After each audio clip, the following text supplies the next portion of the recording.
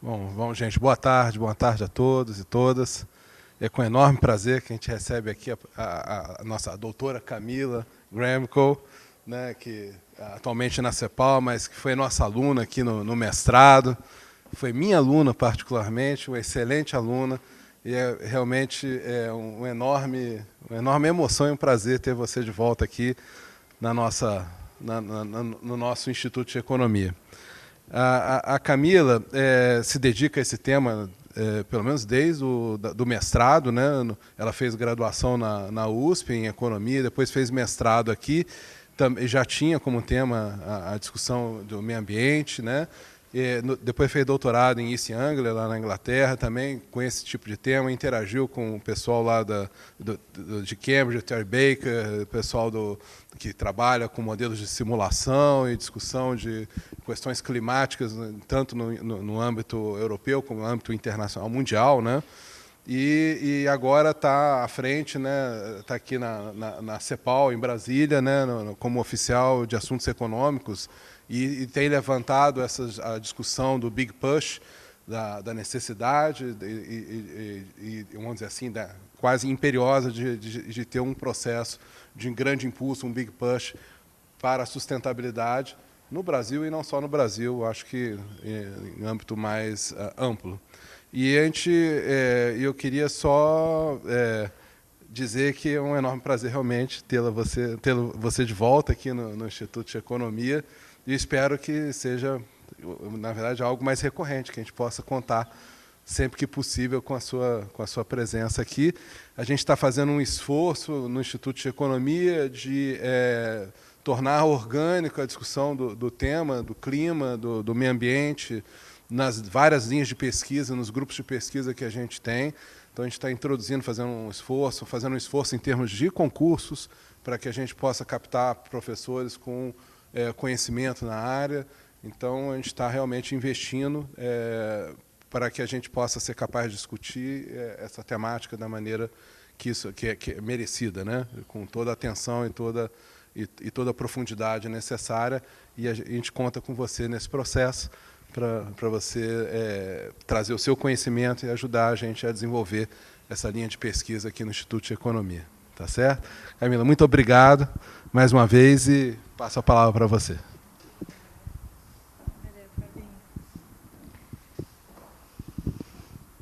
Bom, boa tarde. Primeiro dizer da minha enorme alegria de estar aqui, alegria minha. Eu me senti muito honrada, muito emocionada com esse convite, né? Fui aluna do Fabinho, querido professor Fabinho, que teve uma imensa influência na minha formação, e super legal ver tantos jovens aqui tendo o privilégio de ser seus alunos também.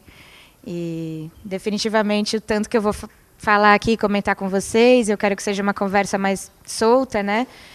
Tem muito da influência aqui da FRJ e, óbvio, Cadu Yang, que foi meu grande orientador, me inseriu no mundo da sustentabilidade, né, do ponto de vista acadêmico e, enfim, um grande líder aí, super legal ver vocês. A Marga, com quem eu tive o privilégio de trabalhar também, e, claro, o professor Biochowski, aí, nosso querido cepalino, né, de coração. Então, estou muito feliz, muito emocionada de estar aqui.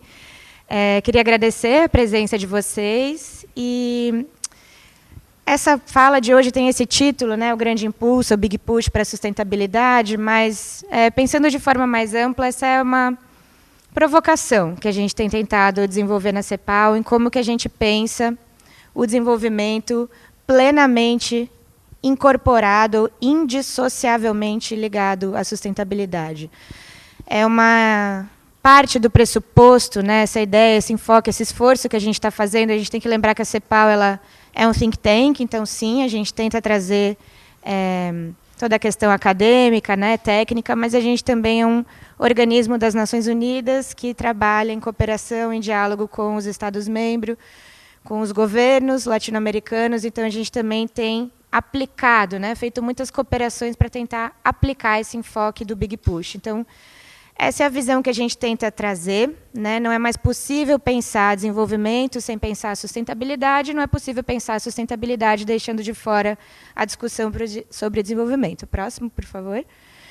Então, como não poderia deixar de ser, o seguinte, a gente parte lembrando dos clássicos, né, dos grandes cepalinos, os grandes fundadores da escola de pensamento.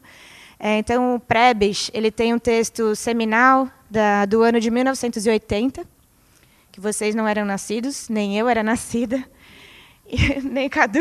Cadu. Quem enganar quem, né? Nesse texto... Pois é. Olha aí. Mas nesse ano, né, na década de 80, a gente nem tinha tantas evidências como a gente tem hoje. Hoje a ciência física do clima é muito mais clara em relação ao que era lá. Então, mesmo diante dessas poucas evidências, diante dos poucos elementos que o Prebisch tinha à disposição, ele escreveu um texto chamado Meio Ambiente e Desarrollo, né? Meio Ambiente e Desenvolvimento, em que ele conclui sobre a crise ambiental que nós não estamos diante de novos problemas, mas de problemas velhos que têm se tornado mais severos, que é, inclusive, uma frase da dissertação de mestrado de um texto que Cadu me indicou para a leitura. O que ele queria dizer com isso? Que aqueles problemas que a gente já estuda, que o IES especializou tanto, né? Os problemas sociais, a pobreza, as desigualdades, as dificuldades de ascensão na pirâmide social, as dificuldades de competição, de aumento de produtividade, de tipo de inserção externa, de vulnerabilidade externa, todos esses problemas que já existem vão se agravar com a crise ambiental. Então, para dar um exemplo, né, o principal impacto do aquecimento global, no caso brasileiro, são as secas. Secas mais duradouras e secas mais intensas, né? A gente já viveu crises intensas de secas. Esse é o grande efeito, no caso do Brasil, do aquecimento global. Como que isso impacta em termos de vulnerabilidade externa? Se a gente olhar os principais itens, né, da commodity, da pauta exportadora brasileira, os principais itens vão ser afetados. Então, de todas as vulnerabilidades, além de todas as vulnerabilidades que a gente já conhece, né, econômicas, volatilidade de preços, sujeição à vulnerabilidade aos ciclos internacionais de demanda, agora também a gente vai estar sujeito às intempéries climáticas. Então, os grandes cultivos que vão ser impactados no Brasil são a soja, o café, o algodão, enfim, os grandes itens da nossa pauta exportadora. Então, é esse um dos exemplos que o Prebisch traz. O próximo, por favor. Querendo, então, destacar como essa crise ambiental, ela, na verdade, agrava os outros problemas. E, no fundo, né, o que a gente pode tirar desse texto é que a lente estruturalista de análise ela é uma lente válida para olhar também problemas de natureza ambiental. E aí, trazendo um pouco esse debate para o tempo mais recente, esse texto foi publicado em 2020 na Nature Climate Change, mostrando os impactos da pandemia sobre as emissões de gases de efeito estufa. E, especificamente, as medidas de lockdown, né, de fechar a indústria, fechar comércio, fechar o movimento de pessoas. Então, em todos os países, observou-se uma redução das emissões de gases de efeito estufa em função dessas medidas, mas, imediatamente, quando essas medidas são suspensas, esse efeito zera, né? O que isso traz, quais são as reflexões que esse paper traz em relação a isso? Primeiro, não é uma questão de reduzir escala, né? E aqui já ficam algumas críticas implícitas que a ideia do Big Push traz. Tá? Isso aqui é minha interpretação, Camila, não necessariamente a visão da CEPAL, mas decrescimento não é a saída. Nós não reduzir a escala, simplesmente, não vai resolver o problema ambiental. Nós precisamos transformar o modelo de desenvolvimento, transformar estruturalmente o modelo de desenvolvimento, transformar como produzimos, transmitimos e consumimos energia, transformar como locomovemos mercadorias e pessoas no território. E essa transformação só vai acontecer se houver um conjunto imenso de investimentos. A gente não transforma o modelo de desenvolvimento sem investimento, e essa é, em síntese, a ideia do Big Push. Esse grande empurrão de investimentos necessário para transformar o modelo de desenvolvimento e todos os benefícios socioeconômicos que esse empurrão de investimentos traz em termos de geração de emprego e renda, inclusão produtiva, etc., como eu vou colocar daqui para diante. Então, essa é a primeira conclusão, e a segunda é, se não tiver mudança estrutural, não transforma. Para colocar um pouco em perspectiva, né? E aqui o povo chama isso de terrorismo climático, eu chamo de realismo climático, né? E é necessário, eu não sei quantos de vocês aqui estão familiarizados com a literatura da ciência física do clima.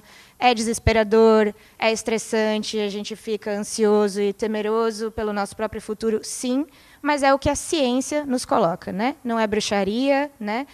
Estamos todos vivos e vivemos em uma sociedade moderna devido ao conhecimento científico, né? A gente voa em aviões, andamos de carro, transporte, ônibus por aí, em função da ciência, mas a ciência também nos dá luzes muito claras sobre o que nos aguarda em relação aos diferentes cenários climáticos. Então, eu queria destacar aqui, não ficar entrando muito, né, no terrorismo realista ou no realismo climático, mas todo mundo tem fresco na cabeça os impactos da pandemia, né? Impacto de 3,3% do PIB. Foi dramático, a gente lembra. E estamos enfrentando até agora as consequências disso, o aumento da miséria, quantas pessoas saíram do setor produtivo, estão com enormes dificuldades de se reinserir.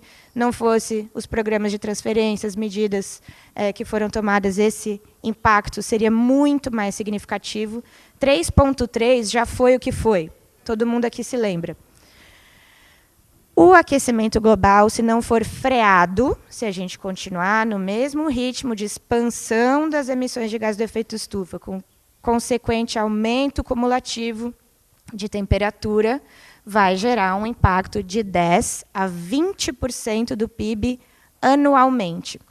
Qual que é a diferença em relação ao cenário atual, né? Os 3,3%? Ele é previsível, os cientistas estão falando há tempo sobre isso. Esse dado de 10% a 20% é de 2007, do famoso relatório Stern, né? Do ano de 2007, que continua sendo a grande referência dos custos macroeconômicos do aquecimento global, sendo que o Stern, ele mesmo reconheceu em 2007, né, 10 anos passados as primeiras estimativas dele, que ele foi muito conservador, que ele deveria ter sido muito mais assertivo em relação a incorporar nas estimativas dele os impactos que a ciência física do clima tem cada vez mais asseverado. Então, gente, o cenário é muito grave. E o que eu queria destacar aqui é que não tem nada mais regressivo do ponto de vista social do que não enfrentar o aquecimento global. São as populações mais vulneráveis, né? Nesse estudo de gênero que a professora Marga vai comentar com vocês vão conhecer em mais detalhes, são as populações mais vulneráveis as que vão sofrer desproporcionadamente esses impactos. Então, a gente está falando, são as populações nas encostas do morro, que não conseguem viver, né, em áreas com melhor planejamento urbano, são populações em áreas mais suscetíveis, encostas de morro, áreas próximas a leitos sujeitos à inundação, próximos a áreas alagáveis, próximos ao mar. São essas populações que mais vão sofrer com os eventos extremos, elas têm menos condições de se locomover, têm menos recursos para fazer valer seus direitos em relação a esses desastres. Próximo, por favor. Então, de fato, existe uma correlação inegável, e por isso que cada vez mais a gente tem ouvido falar a expressão emergência climática e não mais crise climática. Para destacar que não é um problema do futuro, são coisas que já estão acontecendo agora, né? Acho que o evento climático extremo mais recente que aconteceu aqui no Brasil foram os deslizamentos de terra no litoral norte de São Paulo. Não faz muito tempo teve aqui em Petrópolis, né, a região serrana aqui do Rio sofre muito com eles. Eles já estão acontecendo, vidas humanas já estão sendo perdidas, atividades econômicas sendo desestruturadas, cadeias de valor, famílias, sonhos, né? É uma emergência climática. Então, não é um problema do futuro, ele é um problema do agora. E o mundo está atento a esse problema. Próximo, por favor. Eu queria começar pela crise, a grande recessão de 2008, 2009, para sublinhar que, embora essa discussão seja assim, muito nova, né, apareceu com força aqui no pós-pandemia, ela tem pelo menos 10 anos já. Né? Ela vem aí da grande recessão de 2008 e 2009. Nessa época tinha o famoso relatório Stern, que eu comentei um pouco antes, né, com esses impactos aí, que chega a 20% do PIB. Né? O Prêmio Nobel de 2007 foi dado ao IPCC, que é o órgão científico que revisa, né, o que sabemos sobre o clima. Se vocês quiserem se familiarizar com o que sabemos sobre aquecimento global, o IPCC é o caminho. O IPCC ele não produz novo conhecimento, ele é um órgão que revisa o que já está publicado sobre clima sobre impactos físicos, sobre vulnerabilidades, sobre o que podemos fazer, rotas de mitigação, rotas de adaptação, perdas e danos, etc. Então, o de 2007, o relatório do IPCC de 2007 recebeu o Prêmio Nobel, né? A agenda estava assim, crescendo em termos de relevância no mundo todo. Para além do tema de aquecimento global, que é o tema que eu vou focar mais hoje, a gente também não pode esquecer do tema da biodiversidade, que é uma outra crise imensa que também se avecina, né, em forma muito acelerada. Em 2005 foi feito o primeiro relatório à la Stern, né, calculando os impactos macroeconômicos da perda de serviços ecossistêmicos. Nesse contexto em que esses relatórios grandes estavam ganhando fama, né, ganhando espaço, estavam na mídia, veio a grande recessão de 2008 e 2009, próximo, mais um. Foram ali que foram desenvolvidos os primeiros conceitos para atacar simultaneamente ou medidas, propostas de políticas que simultaneamente atacassem a recuperação econômica, como não ter o colapso total da economia e proteger o meio ambiente. Aqui, o Rio de Janeiro foi o palco da Rio+20, né, em Eco, ali a Eco 92, que teve como um dos grandes temas economia verde. Surgiu nesse contexto o crescimento verde do Banco Mundial. Surgiu nesse contexto recuperação de baixo carbono. A primeira vez que surgiu a proposta de um Global Green New Deal, né, fazer um grande pacote de estímulos fiscais verdes, foi em 2008, ainda nesse contexto. Próximo, por favor. O que é fundamental dessa discussão? É claro que não aconteceu. Nós não passamos por uma transformação verde estrutural, como começou-se ali as primeiras sementinhas desse debate, mas representou uma mudança paradigmática no debate, em relação a como o tema meio ambiente e desenvolvimento era enxergado. Então, primeiro ponto, parou de discutir nos fóruns internacionais, o aquecimento global existe, não existe, a ação predominante é humana, não é. Parou, aceitou-se as evidências científicas e passou-se a discutir qual é o melhor caminho de ação. E o que é mais importante, pela primeira vez na história, as políticas climáticas foram apresentadas não como obstáculo, mas sim como driver de crescimento econômico, como driver de desenvolvimento da economia. Próximo, por favor. Aí pode descer vários, vai aparecer várias caixinhas pipocando. Atualmente, a gente vê... Pode ir, tem um monte aí. A gente vê em vários países aparecendo propostas nessa natureza, né? O que aconteceu? Veio uma crise muito mais grave do que a anterior, né? A grande recessão 2008-2009, a gente foi fichinha perto do que a gente viu agora na pandemia. Isso exigiu respostas mais dramáticas e é claro que ninguém torce, espera por algo dessa magnitude acontecer, mas se colocou como um momento de oportunidade para se repensar o modelo de desenvolvimento. Ficou nítido que aquele modelo anterior não funciona, e não funciona em nenhuma das suas dimensões. Não funciona no pilar econômico. O Brasil e a América Latina como um todo cresciam muito abaixo da média mundial há muitas décadas, não funciona no pilar social, embora tenha havido avanços muito importantes, principalmente no Brasil, em termos de redistribuição de renda. O Brasil e a América Latina não conseguiram sair da posição da região mais desigual do mundo em termos de distribuição de renda. Não funciona do ponto de vista ambiental, a gente não conseguiu conter, anular ou zerar o desmatamento da Amazônia, a gente não conseguiu reduzir dramaticamente as emissões de gases de efeito estufa a ponto de controlar a emergência climática, enfim. Ficou claro em diversos níveis, né? E a pandemia visibilizou essas brechas de desenvolvimento. Ficou claro que a gente não queria políticas que colocassem os países na mesma trilha anterior, né? Por isso vieram nomes novos, né? O Build Back Better, né? Vamos nos reconstruir melhor, não é uma proposta de reconstruir o que tínhamos antes. E, para além dos conceitos, né, do que muitos acadêmicos, especialistas estavam colocando, dessa vez, agora, no pós-pandemia, essas propostas se tornaram verdadeiros laboratórios. Os países estão experimentando de fato, né? Não vou entrar aqui em detalhes, depois vocês podem ir mais a fundo nisso. A gente tem alguns relatórios na CEPAL sobre isso, a gente vem acompanhando até para a gente entender que propostas a gente se coloca e como a nossa proposta dialoga com o que o resto do mundo vem falando. Próximo, por favor. Até junho de 2021, né? Então, já um pouco antigo aqui, já tem 1 ano e meio.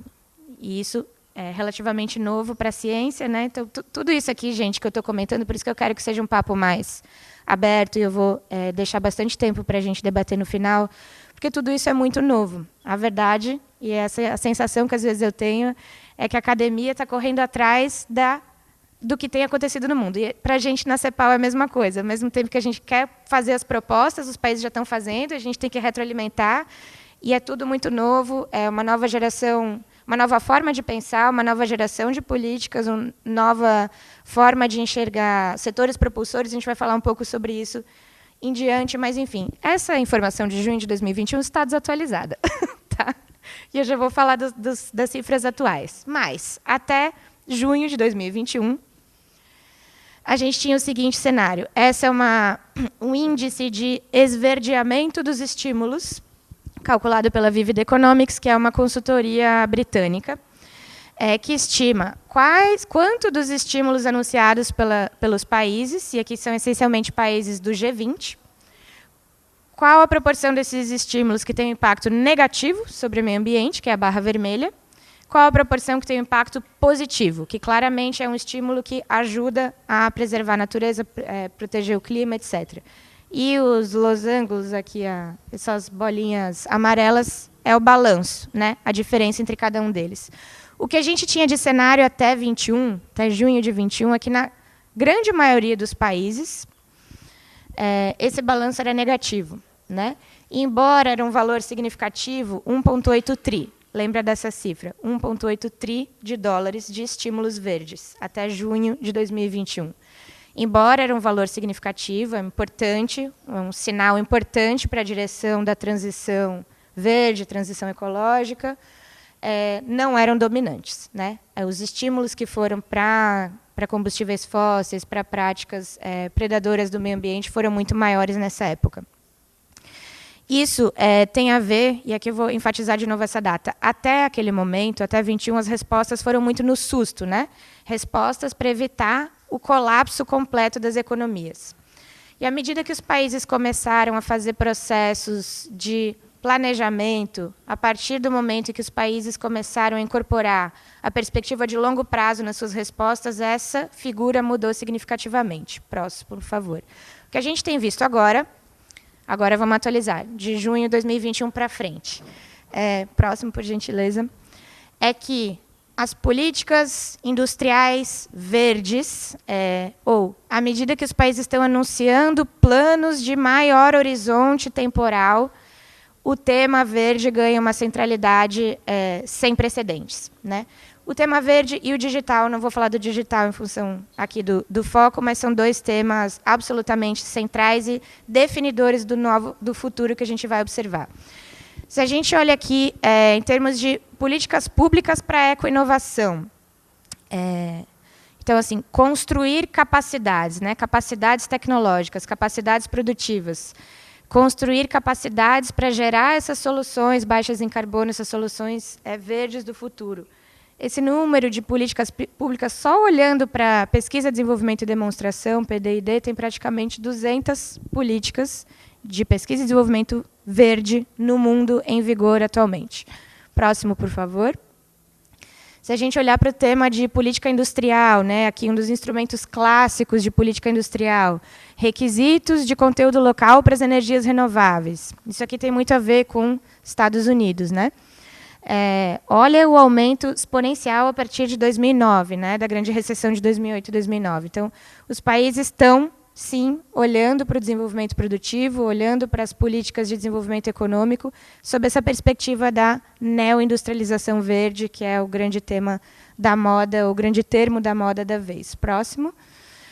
E aí eu queria destacar dois casos em particular, que são muito simbólicos do tipo de futuro que nos aguarda e do tipo de respostas, né, ou dessa nova geração de respostas de políticas públicas que algumas economias estão adotando e que certamente vão estabelecer um novo paradigma de competição, de geopolítica, entre diversos aspectos internacionalmente.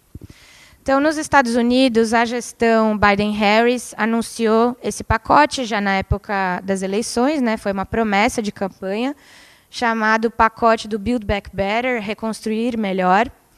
E se lembra que eu falei para vocês gravarem aquele número anterior, que até junho de 2021 o mundo inteiro tinha 1,8 tri? Só nos Estados Unidos a gente está falando de 1,5 trilhões, só nos Estados Unidos. Tá? São dois, aqui está a Flávia Moraes, que é uma das autoras desse estudo aqui, que a gente lançou semana passada no BNDES, sobre financiamento do Big Push, né? Onde tem mais detalhes sobre isso, mas eu queria só destacar aqui esses dois atos, né, que os Estados Unidos lançaram, o Infrastructure Investment and Jobs Act. Atentem-se ao nome. Eu acho isso brilhante, porque não é um ato de infraestrutura verde, é um ato de empregos e jobs e infraestrutura. Né? Por acaso vão ser nos setores verdes, ótimo, né? Mas o foco é nas pessoas. O foco desses programas é nas pessoas, é na geração de renda, na geração de empregos, é na relocalização e na atração de volta para os Estados Unidos da indústria. Os documentos formais, oficiais dos Estados Unidos são explícitos em atrair de volta para os Estados Unidos a indústria verde que foi para a China. Né? Então, queria que vocês fossem pegando essas coisas que já vão ficar bem claras na nossa proposta do Big Push. Né? E depois o ato de redução da inflação. Ato de redução da inflação, quem diria que esse ia ser um pacote verde, o maior pacote verde da história dos Estados Unidos, se chama ato de redução da inflação. Como você pode usar uma missão humanitária, né, de salvar o planeta para resolver outros problemas do desenvolvimento? Então, aqui a gente já vai vendo os países associando claramente os seus problemas mais óbvios de desenvolvimento e usando as áreas verdes, sustentáveis, etc., como alavanca para isso. Próximo, por favor. Aqui tem um resumo, essa figura da McKinsey, né? Traz um pouco mais detalhado quais são os setores. Esse IRA, né, o Inflation Reduction Act, que é o que está chamando a atenção, está todo mundo preocupado. Está gerando uma baita competição saudável, eu diria, entre Estados Unidos e Europa, porque os Estados Unidos anunciou esse, a Europa já está fazendo mais um, e agora eles vão responder, e eles ficam brigando quem dá mais incentivos para a indústria verde. Isso, claro, é muito saudável, até certo ponto, porque tende a baratear e acelerar a transição verde. Né? Mais da metade dos recursos do IRA estão baseados no setor de energia. A energia vai ser a grande bola da vez, energias renováveis, bioenergia, hidrogênio verde, eletrocombustíveis, né, eletromobilidade, etc. Esse vai ser a grande driver de mudança tecnológica da vez. Próximo, por favor. E trazer rapidamente o exemplo da União Europeia, que vem discutindo há mais tempo que os Estados Unidos, por uma série de fatores, a ideia de um European New Deal. Né? O início dessa discussão de um New Deal na Europa vem da grande recessão de 2008 e 2009, foi feito um grande processo de consultas, de elaboração desse plano, e quando a pandemia emergiu e os problemas relacionados a ela, a ideia do New Deal se tornou ainda mais forte, tanto é assim que foi lançado o maior pacote de recuperação a uma crise econômica da história do bloco, né, da União Europeia, com 800 milhões de euros, chamado Nova Geração União Europeia, quase exclusivamente, né, sempre focado nesses dois setores, transição ecológica e transformação digital. Lembra de novo daquele valor do 1,8 tri até 2021 aqui, só na União Europeia, 1,8 tri de euros. Né? Então, assim, de fato, agora, né, acho que se a Vivid Economics fosse fazer esse gráfico, refazer esse gráfico, o cenário seria completamente diferente. É claro que, a essas alturas do campeonato, a gente só tem a aprovação desses recursos, né, no Congresso norte-americano, a aprovação na União Europeia, precisam conseguir implementar, executar. Então, ainda é um grande laboratório. Vamos ver como que isso vai se traduzir, né? Como que isso vai se desenrolar, se de fato vão ser atingidos simultaneamente os objetivos climáticos, econômicos e sociais esperados, mas está colocado. Essa é a aposta. O caminho está colocado. Né? Todos os olhos estão sobre as políticas verdes e seus impactos. Próximo, por favor. Aqui um pouco mais de detalhes sobre Nova Geração, próximo. Depois vocês podem ver um quadro comparativo que a querida Flávia preparou com tanta excelência, junto com o Gabriel Aidar, né, que são os dois autores desse estudo. convido realmente a conhecerem mais detalhes, porque eles detalharam bastante como que a gente pode avançar no financiamento, porque uma coisa é certa, né? Todo mundo concorda, ninguém vai achar ruim investir em energia renovável, encher painel solar, captação de água de chuva, saneamento básico. Ninguém vai discordar que são áreas importantes. Agora, como a gente financia, da onde vai vir, né?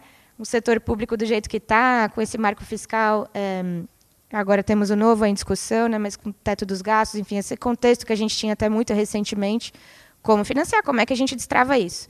E esse relatório joga uma série de luzes, inclusive sobre, ou a partir da perspectiva internacional. Ainda foi estudado o caso do Uruguai, né, um país latino-americano aqui, nosso vizinho, que fez uma baita transição energética, um caso pouquíssimo conhecido hoje, o Uruguai, apesar de ser pequenininho, né, ele já é carbono neutro do ponto de vista energético, né, eles fizeram, enfim, uma transformação muito relevante. Também é analisado o caso do Uruguai, especificamente no que tange a financiamento. Próximo, por favor. Tudo isso para chegar no Big Push, gente. Finalmente chegamos no Big Push. Eu acho que aqui vocês já captaram um pouco do espírito, né? Do que a gente está tentando dizer com esse Big Push. O Big Push, ele começou a ser pensado, ou ele começou a aparecer nos documentos da CEPAL a partir de 2016. Então, e aqui novamente eu vou apresentar o Big Push da minha perspectiva pessoal, Camila, e não necessariamente de uma perspectiva institucional, tá? E fazendo uma meia-culpa aqui, porque eu também me sinto parcialmente responsável, nós, economistas, entramos tardiamente nesse debate.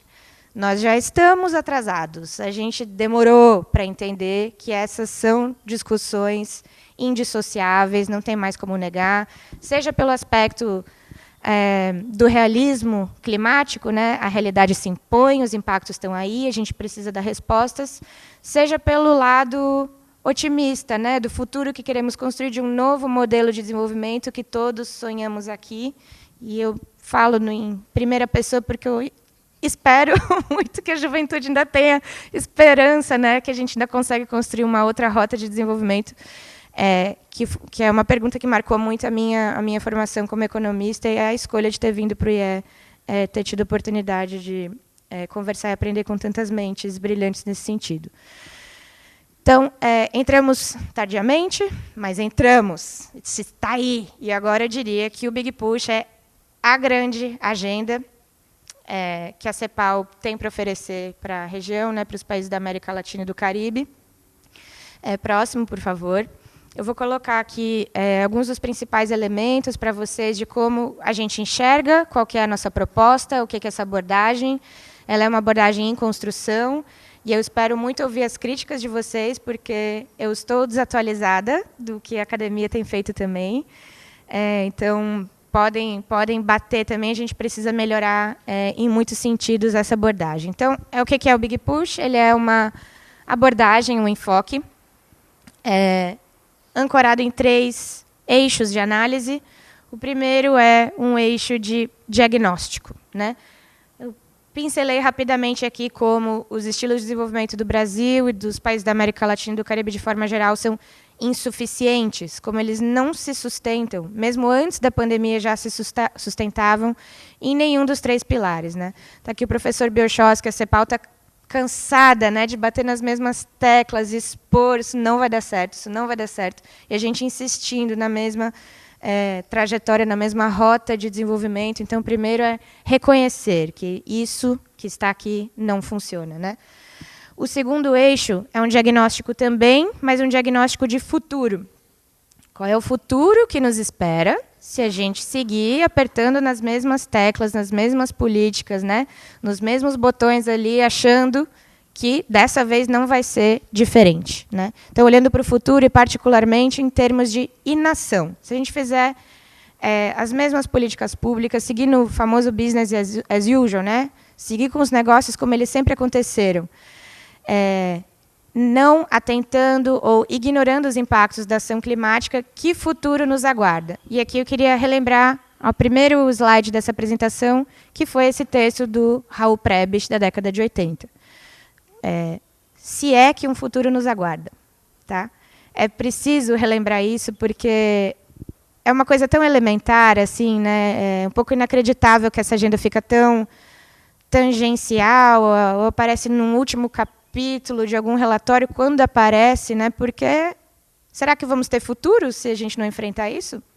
A ciência é muito clara, né? E o que é o terceiro eixo? É o eixo propositivo. Então, vamos mudar esse futuro, né? Enfrentando ou enxergando essas agendas de desenvolvimento e de clima de forma indissociável, como que a gente transforma esse futuro que nos aguarda. E esse é um eixo muito ancorado em investimentos. A CEPAL é uma comissão econômica, e a gente está aqui no Instituto de Economia, e investimento é a variável de transformação na economia, né? Ela é muito interessante porque, no curto prazo, ela tem um impacto relevante na dinamização da economia, então na recuperação da atividade econômica, e ela é o grande vínculo entre o curto e o médio prazo. São os investimentos de hoje que explicam a estrutura produtiva de amanhã. Sejam muitos, poucos investimentos nos setores certos ou errados, ela explica boa parte do desenvolvimento de amanhã. E aqui, eu não sei, novamente, né, eu não pus muita coisa assim dos relatórios de PCC, do que precisamos fazer, mas para que todos estejamos alinhados, qual é a dimensão de esforço que a gente tem que fazer só para enfrentar a crise climática? Nós temos que chegar a emissões zero. Se a gente quiser chegar a um aquecimento global de 1,5 grau, a gente tem que chegar a emissões zero até 2050. Se a gente quiser chegar a 2 graus, a gente tem que chegar a emissões zero até 2100. Se a gente quiser chegar a 3 graus, a gente vai ter que chegar a emissões zero. A gente vai ter que chegar a emissões zero se a gente quiser controlar esse negócio. Em algum momento do tempo, a gente vai ter que chegar a emissões zero. Do contrário, não haverá futuro. É muito clara, a ciência é clara em relação a isso, tá? Então, vamos supor que a gente vai se ancorar, que, né, todos aqui acreditamos na ciência, né?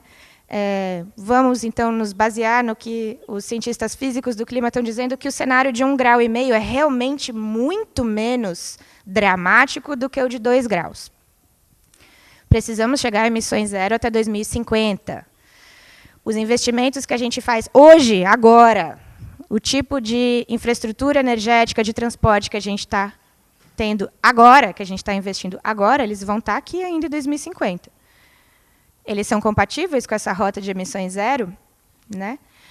Então, essa é a escala. E para a gente chegar a emissões zero, a gente vai ter que, necessariamente, e aí, de novo, não só reduzir escala, mas transformar estruturalmente, transformar todos os setores da economia. Isso, de novo, não sou eu, Camila, que estou falando, é o IPCC. Nós vamos ter que investir em um portfólio, em uma carteira de tecnologias, todas as tecnologias disponíveis em todos os setores da economia.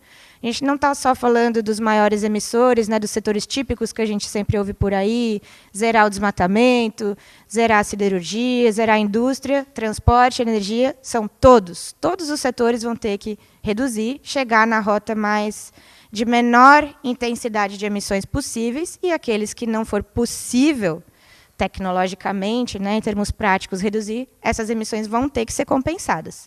A gente tem que chegar a zero para ter condições físicas de segurar esse aquecimento global.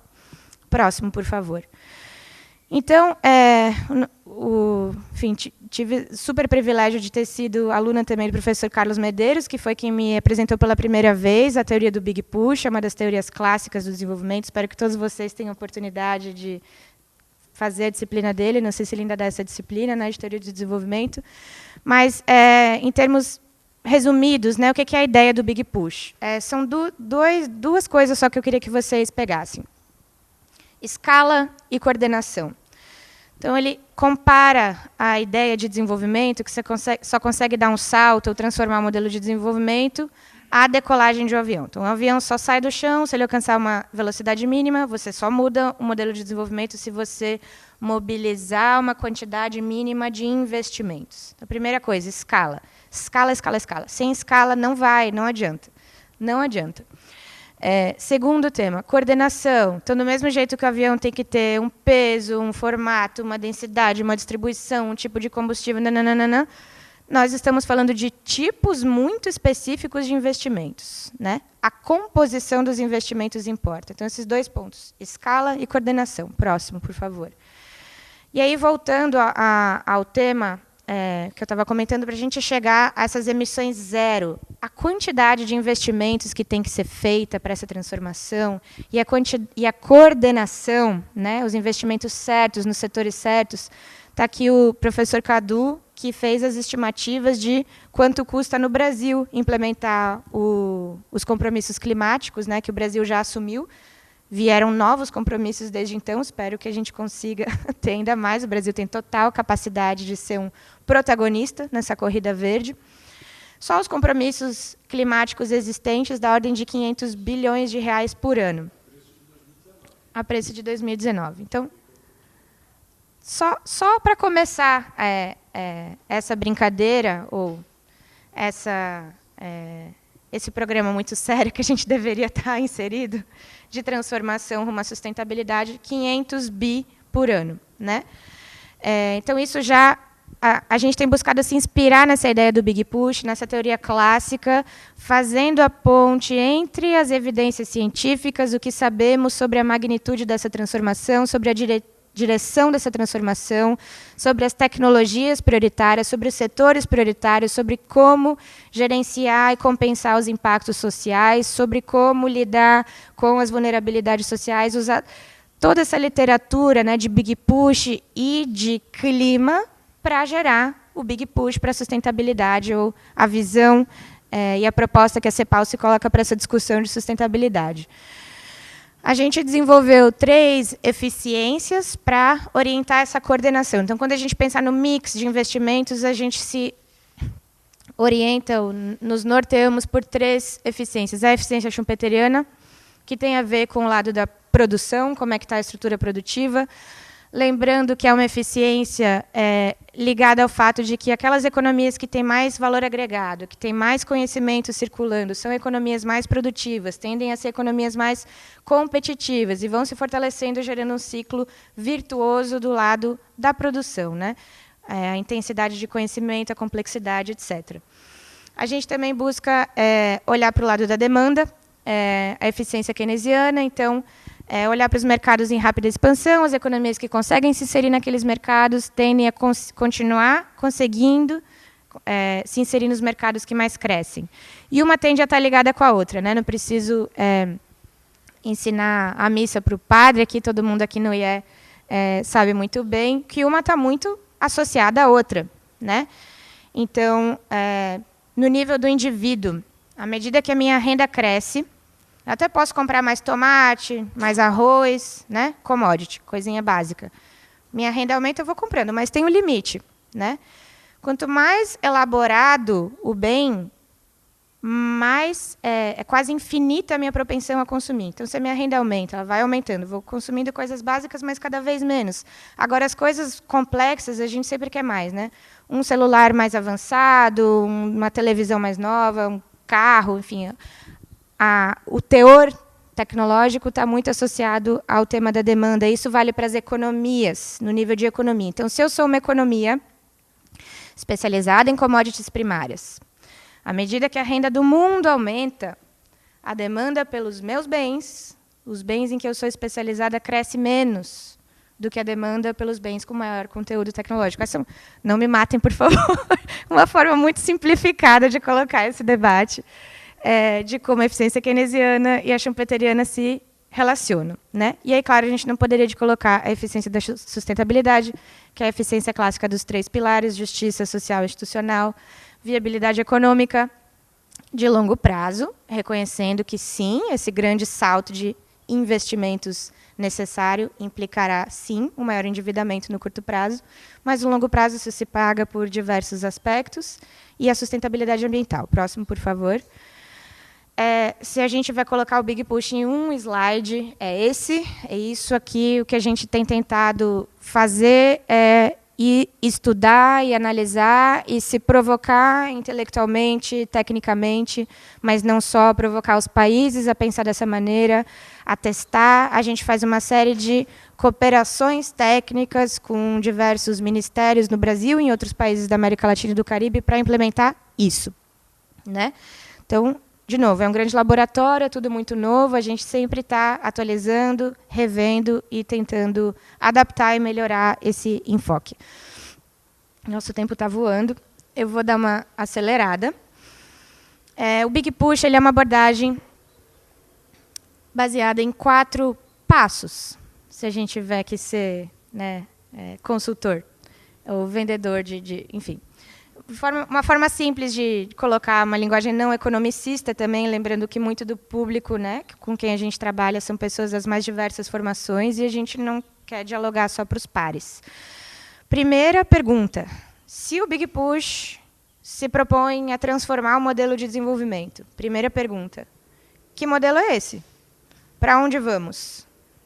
Né? É uma pergunta meio existencial, assim, mas ela precisa ser colocada. E esse é o grande X, né? Não é a CEPAL, não somos nós, nem vocês que vão dizer o que cada país tem que fazer, essa resposta cada país tem que gerar, mas a gente joga algumas luzes para não deixar esse debate totalmente no escuro. Uma delas é o tema das 3 eficiências, que eu acabei de comentar. Os mecanismos que já existem para responder a desafios globais. Então, o que a gente já tem em termos de Acordo de Paris, em toda a arquitetura institucional mundial para enfrentar a emergência climática, tudo isso a gente se coloca. Lembrando que não vai adiantar nada o Brasil conseguir a neutralidade de emissões até 2050, vamos supor, e o resto do mundo não. É um planeta só, é uma atmosfera só, esse é um problema de natureza global. Ou todo mundo dá as mãos e vamos enfrentar esse problema juntos, ou não vai dar certo. Segundo passo, então temos clareza sobre esses pilares, né, para onde vamos. Segundo passo, coordenação de políticas públicas, né? E aqui coordenação em termos amplos, coisas que o FRJ aqui é craque em bater, né, com tanto tempo, o professor Belchowski também. As políticas públicas precisam estar coerentes com aquele futuro que a gente quer construir. Então, políticas públicas em sentido amplo mesmo, federais, subnacionais, setoriais, regulatórias, fiscais, tributárias, tem que estar coerente, né? E, a partir dessa coordenação de políticas, em que haja realmente uma coesão, né, em relação entre elas, isso criaria um ambiente em que é viável mobilizar toda essa quantidade de investimentos necessários para essa transformação. Chegamos na parte dos investimentos. Lembram dos 2 elementos do Big Push que eu comentava? Escala, uma ideia de magnitude, e coordenação. Quais são esses grandes setores? E esse é um ponto que eu queria enfatizar, porque em muitos dos conceitos que vocês vão ver por aí, foca-se muito nas áreas verdes em si, né?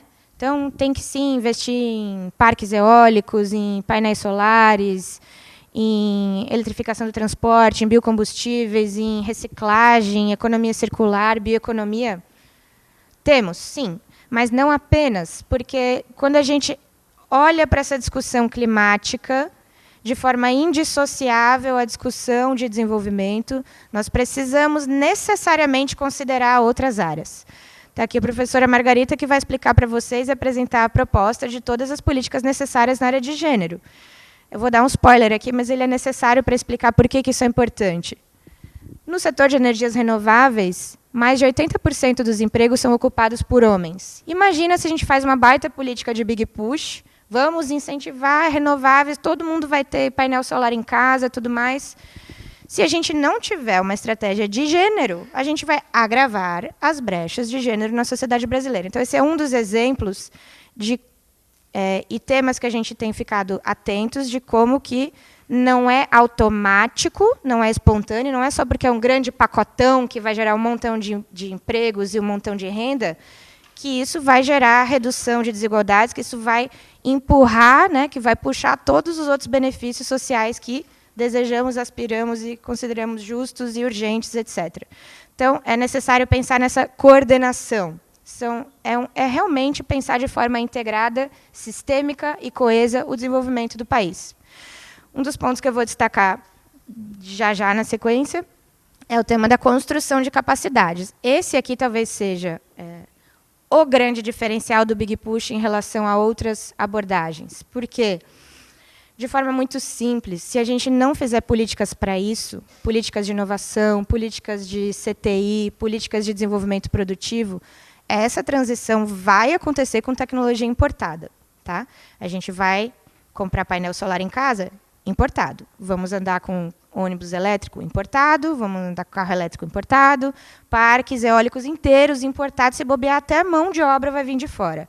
Então, se a gente não pensar na construção de capacidades locais, endógenas, como Prebisch, Furtado, todo mundo já destacava tanto os benefícios socioeconômicos da endogeneização do progresso técnico. A gente precisa trazer essa discussão de volta, porque esse é o grande vínculo que torna a agenda climática, a agenda dos investimentos de baixo carbono, a agenda da transição ecológica, uma agenda de desenvolvimento de fato, de desenvolvimento de longo prazo, de mudança estrutural, e que realmente pode posicionar o Brasil e outras economias latino-americanas como um protagonista global no cenário econômico.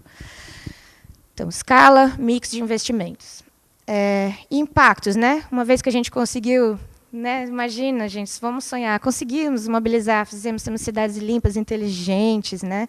Todo mundo conectado, aquela mobilidade incrível. O que isso vai gerar? Um novo ciclo de crescimento da economia, né? Um ciclo investment-led, geração de empregos, inclusão, redução de emissões de gases de efeito estufa, né? Vamos supor que chegamos lá, recuperação do capital natural, se a gente pensar em todos os investimentos, e o Cadu já estuda isso, sabe todos os caminhos para fazer isso, investimento em restauração de pastagem degradada, investimento em unidades de conservação, investimento em restauração florestal, recuperação do capital natural, não é só parar de depredar a natureza, mas também recuperar, né?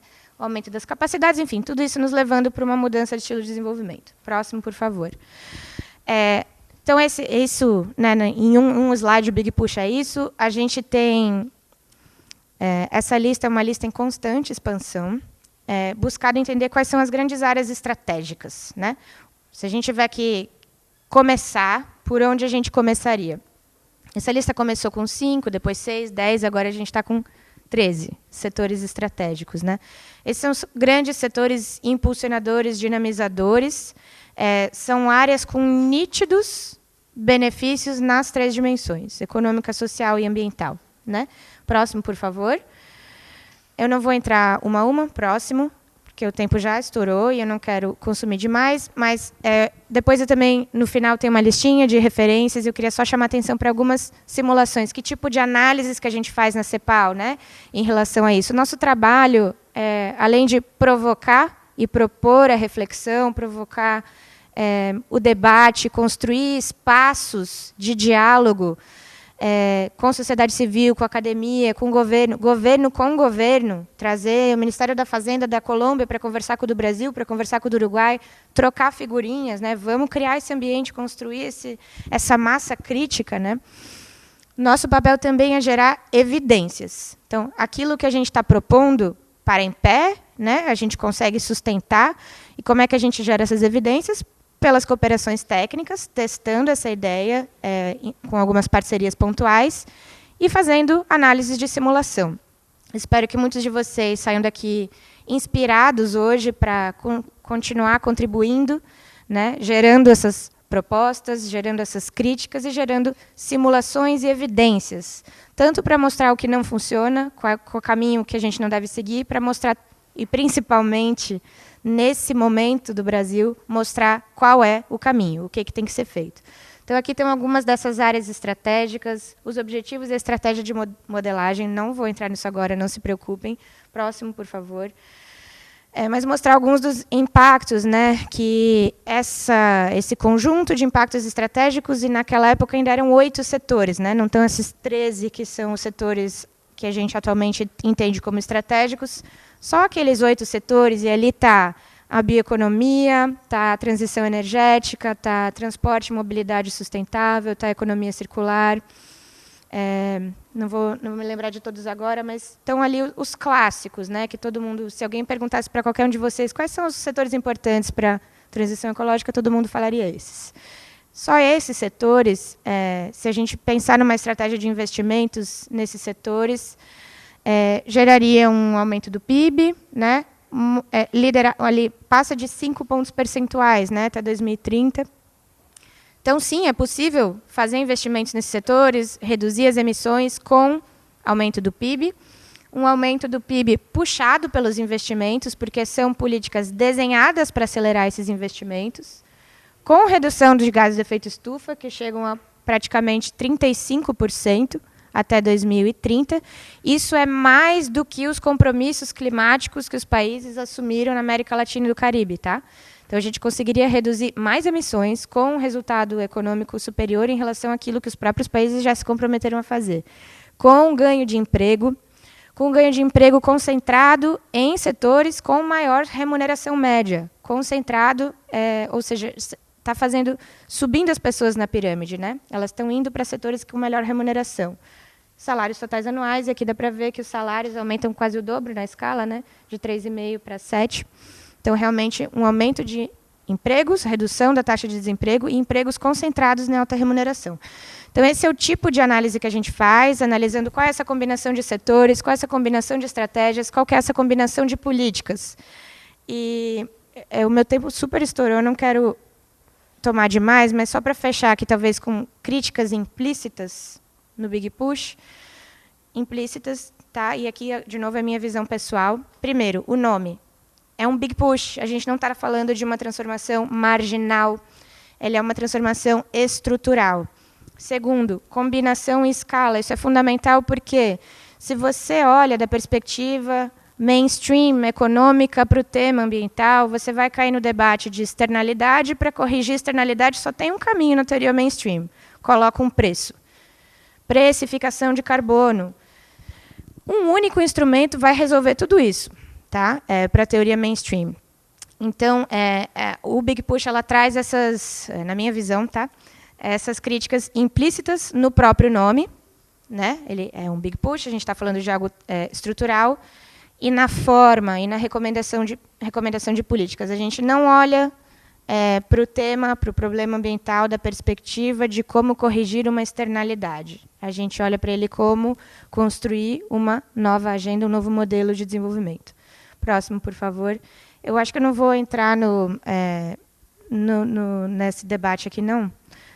Eu ia trazer um pouco das evidências de como essa corrida tecnológica verde já está acontecendo, está acelerada, como o Brasil está ficando para trás, quem são os grandes players, quais são as grandes áreas. Não vou entrar, deixo aqui só o sentimento aqui, o petisco para vocês que tiverem interesse depois irem a fundo. A gente acabou de lançar um relatório, agora em março, em parceria com a Mobilização Empresarial pela Inovação.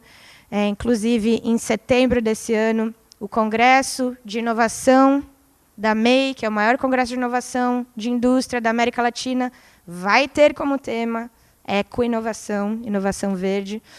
Então, a própria indústria está atenta, e eu acho que eu queria ir fechando essas intervenções iniciais nesse sentido.